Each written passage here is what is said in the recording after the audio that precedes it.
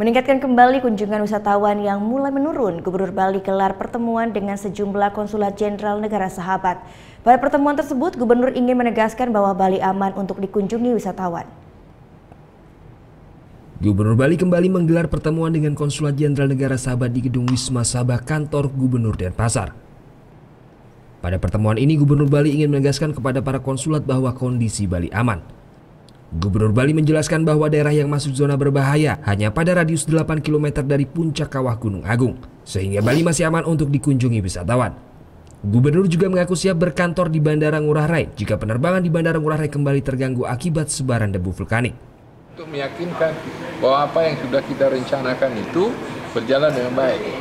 Jadi semua organ yang memang kita sudah persiapkan itu harus berjalan, termasuk transportasi, hotel, imigrasi, visa ini dan sebagainya. Jadi saya minta juga mereka buka desk, ya, karena untuk berkomunikasi dengan warganya. Sejak Gunung Agung menunjukkan aktivitasnya dan sempat ditutupnya Bandara Ngurah Rai, jumlah kunjungan wisatawan mengalami penurunan. Hal ini terlihat dari jumlah kunjungan di objek wisata maupun tingkat hunian hotel yang menurun. Penerbangan di Bandara Ngurah Rai juga mengalami penurunan mencapai 50%, khususnya penerbangan internasional.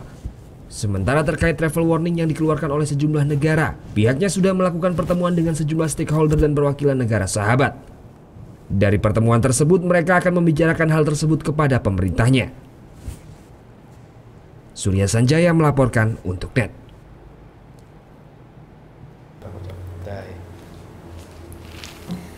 Udah selesai kan nontonnya? Nah, jadi jangan lupa buat like, komen, dan subscribe ya.